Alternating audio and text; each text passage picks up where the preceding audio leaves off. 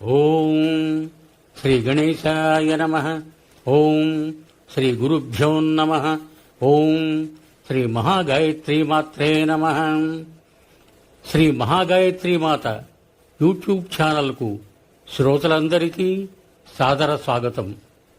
ఆహ్వానించువారు కాశీవజ్ర సుబ్రహ్మణ్య శర్మ, నిడదవోలు. మాఘపురాణము 6వ అధ్యాయము. కప్పరూపమును విడిచిన స్త్రీ పూర్వకథ.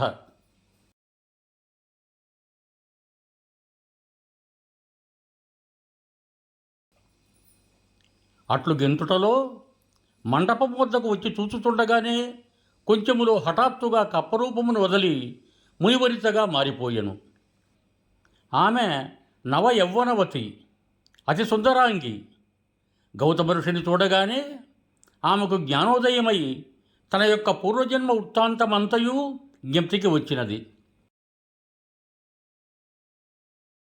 అంత గౌతమముని, అమ్మాయి, నీవెవ్వరి దానవు, నీ నామధేయమేమి, నీ వృత్తాంతమేమి అని ప్రశ్నించెను. ఆమె తన పూర్వజన్మ వృత్తాంతమును ఇట్లు చెప్పతొడంగెను. మునిశ్రేష్ఠ, నా వృత్తాంతమును తెలియజేయుదును, కాన ఆలకింపుము. నా జన్మస్థానము గోదావరి నది సమీపమందున్న ఒక కుగ్రామము. నా తండ్రి పేరు హరిశర్మ, నా పేరు మంజుల. నన్ను నా తండ్రి కావేరీ తీరవాసియగు జ్ఞానానందుడిని వారికిచ్చి పెళ్లి చేశాను. అతడు దైవభక్తుడు, జ్ఞాని, నిగర్వి. మాకు వివాహమైన వెంటనే అతని వెంట కాపురమునకు వెళ్ళినాను. మరి కొన్నాళ్లకు మాఘమాసం ప్రవేశించినది. ఒకనాడు నా భర్త, సఖీ, మాఘమాసం ప్రవేశించినది. ఈ నెల చాలా పవిత్రమైనది, దీని మహత్తు చాలా విలువైనది. నేను నా చిన్నతనము నుండి ప్రతి సంవత్సరము మాఘస్నానములు చేయుచున్నాను. నీవు నా భార్యవు కావున నీవును ఈ మాఘమాసమంతయు ఈ కావేరీ నదిలో స్నానమాచరింపుము. ప్రతిదినము ప్రాతకాలమున నిద్రలేచి కాలకృత్యములు తీర్చుకుని సమయమునకు తెల్లవారి సూర్యోదయమగును. సూర్యుడు ఉదయించిన వెంటనే నదికి పోయి నదిలో స్నానము చేయుదము. ప్రభాత సూర్యునికి నమస్కరించిన తరువాత నది ఒడ్డున విష్ణువు యొక్క చిత్రపటమును పెట్టి పువ్వులతోనూ మంచి గంధము, అగరు, ధూపదీపములతోనూ పూజించి స్వామికి ఖండశర్కర, పటిక బెల్లము నైవేద్యమిచ్చి నమస్కరించము. తరువాత తులసి తీర్థములోనికి పుచ్చుకొందము. మన కుటీరమునకు వచ్చి మాఘపురాణమును రోజుకొక అధ్యాయము చొప్పున పఠింతము. దీనివలన మనకు చాలా ఫలము కలుగును. నీ 5వ తనము చల్లగా ఉండును అని హితబోధ చేశాను. నేను అతని మాటలు వినిపించుకోక రుసరుసలాడి అతని నీచముగా చూచితిని. నా భర్త చాలా శాంతస్వరూపుడు. అయినను నేను హద్దుమీరి మాట్లాడుటచే అతనికి కోపం వచ్చి, ఓసి మూర్ఖురాల, నా ఇంటికి వచ్చి నా వంశమును ఉద్ధరిస్తావనుకున్నాను. ఇంత ద్వయోద్వేషినివని నాకు తెలియదు. నీవిక నాతో ఉండదగవు. మాఘమాస వ్రతము నీకంత నీచముగా కనిపించినదా? అదియే నీ పాపమునకు నిన్ను శిక్షించును. కానీ మగని మాటకు మారాడిన ఫలితముగా కృష్ణానది తీరమందున్న రావి చెట్టు చొరలో మండూకం పోయి పడి ఉందువు కాక అని నన్ను శపించెను.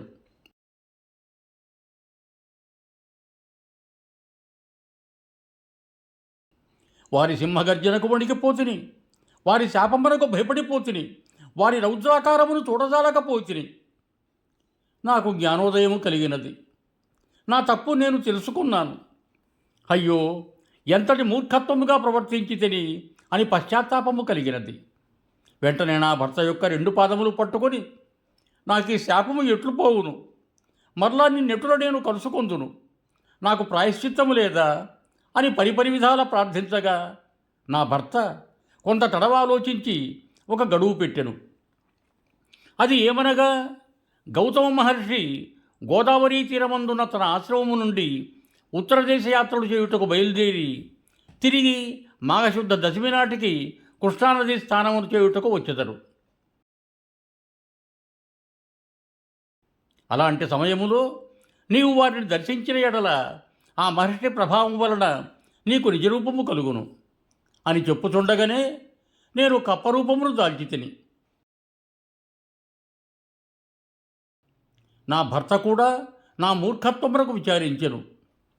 నేను కప్పరూపముతో గెంతుకుంటూ కొన్ని దినాలకు కృష్ణానదీ తీరాన ఉన్న ఈ రావి చెట్టు త్వరలో నివాసం ఏర్పరచుకుని జీవించుచు మీ రాక కోసం ఎదురుచూస్తుంటిని.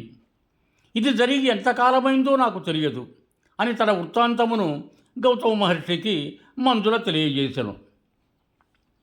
అమ్మాయి, భయపడకుము. నీకు ఈ శాపము కలిగి 1000 ఏళ్ళు పైగా అయినది. ఇంతకాలము పాపం నీవు అనేక కష్టములు పడి జీవించినావు. నీ భర్తయును ఏకాంతముగా చాలా కాలము జీవించి హరినామ సంకీర్తనలు చేయుచు మృతుడయ్యను. అతడిప్పుడు వైకుంఠములోనున్నాడు. నీవు నీ పతి మాటలు వినడందున ఎంత కష్టపడినావో తెలిసినది కదా. మాఘమాస ప్రభావము అసామాన్యమైనది. సకల సౌభాగ్యములు, పుత్రసంతతి, ఆరోగ్యము కలుగుటయే కాక మోక్ష సాధనము కూడా. నీకు ఈ మాఘమాస వ్రతమును మించిన మరి ఒక వ్రతము లేదు. విష్ణుమూర్తికి ప్రీతి అయిన వ్రతము. నీ భర్త దూరదృష్టి గల జ్ఞాని. అతని గుణగణాలకు అందరూ సంతసించేటివాడు. నిన్ను పెళ్లియాడిన తరువాత తన వంశాభివృద్ధి చేసుకొనవలయునని ఆశతో ఉండేటివాడు. కానీ నీ వలన అతని ఆశలన్నీ నిరాశలైపోయినవి. నీ మూర్ఖత్వం వలన నీ భర్తకు కోపము కలిగి నిన్ను శపించవలసి వచ్చినది. నిన్ను చల్లనీళ్లలో స్నానము చేయమన్నాడు, కానీ నీవు చేయనన్నావు. వలన నీకు నీరు దొరకకుండా చెట్టు చొర్రలో జీవించమని శపించాడు. ఈ దినమున దైవ నిర్ణయముచే నీవు నా సమక్షములో పడినందున నీ భర్త శాపము ప్రకారము మరలా నీ నిజరూపమును పొందగలిగినావు. అందున ఇది మాఘమాసము, కృష్ణానదీ తీరము. కాన మాఘమాస వ్రత సమయము నీకు అన్ని విధముల అనుకూలమైన రోజు. అందుచే నీవు వెంటనే శుచివై రమ్ము. స్త్రీలు కానీ పురుషులు కానీ ఈ సమయములో ప్రాతకాలమున స్నానము చేసిన ఎడల విష్ణు సాన్నిధ్యమును పొందుదురు. ఎవరైనను తెలిసి కానీ తెలియక కానీ మాఘశుద్ధ సప్తమి, దశమి, పౌర్ణముల యందును పాడ్యమి రోజులను నదీ స్నానమాచరించిన ఎడల వారి పాపములు నశించును. మాఘశుద్ధ పాడ్యమి నాడును అటులనే దశమి, ఏకాదశి, ద్వాదశి దినములలోనూ స్నానము చేసి శ్రీమన్నారాయణుని పూజించి పురాణ కాలక్షేపము చేసిన ఎడల శ్రీహరి సంతోషించి మనోవాంఛలు సిద్ధించునట్ల వరమిచ్చును.